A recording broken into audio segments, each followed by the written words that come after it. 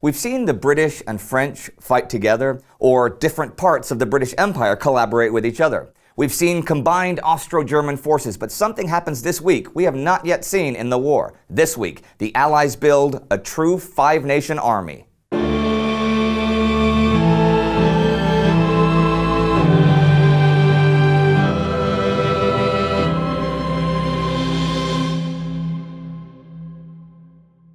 I'm Indy Neidell. Welcome to the Great War.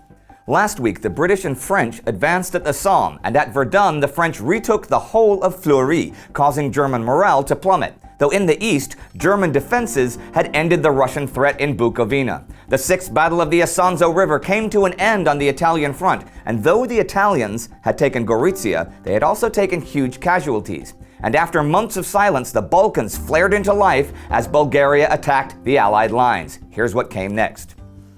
I started that recap at the Somme, so I may as well look there first this week.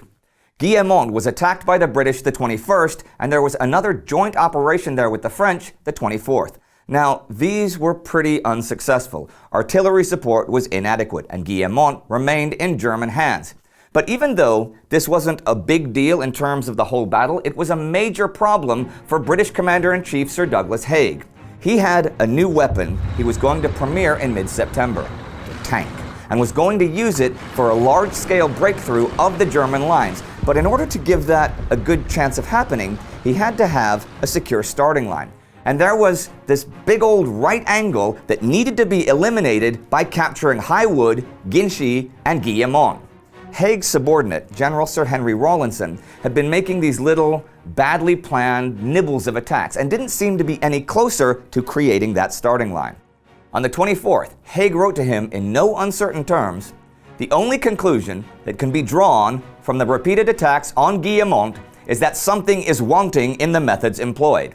That something, Haig felt, was that the attacks were on fronts that were too narrow, did not attack in strong enough force, and above all, lacked oversight. Haig wrote, "The attack must be a general one, engaging the enemy simultaneously along the whole front to be captured, and a sufficient force must be employed in proper proportion to the extent of front to beat down all opposition." He suggested attacking with 2.5 divisions. He also went on at Rawlinson that, while during the actual execution of the battle, men on the spot must use their own initiative when control by higher command is impossible, during the preparations, Rawlinson better damn well supervise things as closely as possible, which Haig says is a legitimate and necessary exercise of the functions of a commander on whom ultimate responsibility for success or failure lies. It appears to the commander-in-chief that some misconception exists in the army as to the limitations of the principle of the initiative of subordinates. This all made good sense, but in typical Haig fashion, he sort of turns it on its head by saying Rawlinson should attack immediately, which kind of gives no time for any preparations.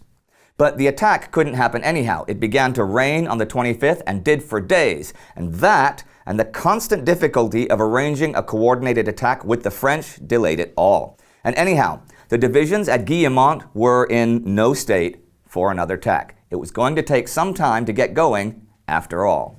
Still, the French did, for their part, complete the capture of Maurepas this week on the 24th, which they had been fighting for 2 weeks, after first seizing the trenches south of the village. This was a pretty important thing, because together with Guillemont, Maurepas formed advance works of the stronghold of Combles.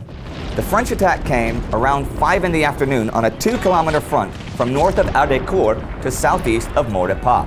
The French were successful with the first charge, and then took the strong German entrenchments on the Maurepas-Combles road. This feat was even more impressive since it came at the expense of some of Germany's best troops, the 5th Bavarian Reserve and the 1st Division of the Prussian Guard under Prince Eitel Frederick. But German troops were faring better this week over on the Eastern Front, where Russia's Brusilov offensive that had raged all summer and taken 15,000 square miles of land from Austria-Hungary and produced well over 1 million Austro-German casualties was slowly coming to an end. This had nearly shattered the Austro-Hungarian Empire and severely damaged its military strength. But Austria certainly had other problems with its army. General Hoffmann in Galicia wrote, "There are all these different races mixed up together, no less than 23 distinct languages. No one understands anyone else." But things were not going for the Russians by now in their Carpathian Mountain campaign. General Platon Leshitsky's troops were largely cavalry and had nearly no howitzers, and so they were totally unsuited for the mountain combat they now found themselves fighting. Germany had complete control of the air, so the German artillery was positioned on the reverse slopes of the hills and mountains where the Russians couldn't locate it. And then they liberally shelled the Russians as they climbed. Sometimes it would take the Russian infantry many hours to climb 100 meters, so they were soon forced to use the roads winding through the valleys, and the offensive ground to a halt. And one offensive that seems on the verge of breaking out is growing in the Balkans. There had been a bit of fighting at the end of last week on the Macedonian front, which was the first time the Balkans had been active in a while. And I want to look there for a minute. French General Maurice Sarrail and his colleagues had by this time a force of some 750,000 men and an enormous supply of ordnance. This coming from what had originally been a little expedition to keep a backdoor open for the Serbs. It was obviously going to be a campaign against the rear of the Central Powers. Well, that's what the world's media supposed. But that large a force served other purposes as well. The story of the Great War says Greece would have by now joined the Central Powers had it not been for fear of Sarrail's forces. Anyhow, by now, Sarrail was inclined to be less passive, and by this time, something interesting had happened. The remnants of the Serbian army held the left part of the front. Now 80,000 Russians had been sent to the west of them. A large force of Italians had joined the British near Doiran, and Sarrail's Frenchmen were obviously there. This meant that all of the long-term allies, except Japan, were now represented on a single front as a five-nation army, and it was the first time they'd all camped together. This had a visible boost to morale. That front was going to get cooking soon.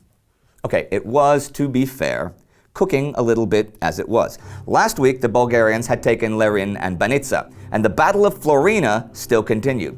However, the Serbian defenders were strong and, importantly, could constantly be reinforced with troops and artillery thanks to the railway, while the Bulgarians began to deplete their stocks. As the week came to an end, it would only be another 2 days before the Bulgarians called off the offensive.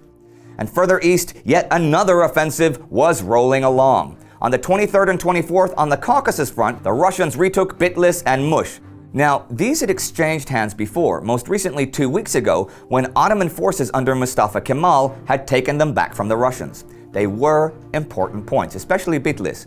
If Russia could hold them and get sufficient numbers of men down there, they could split the Ottoman Empire in two and cut off the Mesopotamian and Persian fronts. And that was the week. Haig frustrated at the Somme even as the French advanced. The Russians stalling in the Carpathians but winning in Anatolia, and the Bulgarians running out of steam against the Serbs. I'm going to end today with something I haven't mentioned so far this episode. This week at sea, U-35, the most successful U-boat of the entire war, ended its latest voyage August 18th. Now, between July 28th and August 18th, it sank 54 merchant ships in the Mediterranean, mostly by shellfire. Yep, the most successful submarine of the war, finishing its most successful mission. In all, it sank 224 ships during the war, with a total tonnage of over 500,000 tons. That's a lot of supplies, a lot of food, and a lot of medicine going to the bottom of the sea. But you know what? Not a lot of people. Really, Captain Lothar von Arnaud de la Perrière, the most successful submarine ace in history, strictly followed prize rules. He allowed crews of enemy merchant ships to man their lifeboats and even gave them directions to the nearest port before sinking their ships. I wanted to mention him here because I usually end with something that highlights the horror and devastation of the war, but today I'll end with him because he was at least one shining spot of humanity among all the madness. Submarines were an integral part of the German naval strategy and belonged to most navies of World War I. That's the reason we dedicated a whole special episode to them, and you can check it out right here. Our Patreon supporter of the week is Chiburi. Thanks to his and your support, we are currently on our first field trip to 2 original World War I locations. If you want to see more trips like this, support us on Patreon. For more pictures from the 7 seas during World War I, you can follow us on Instagram, and you should definitely subscribe to our fabulous channel. See you next time.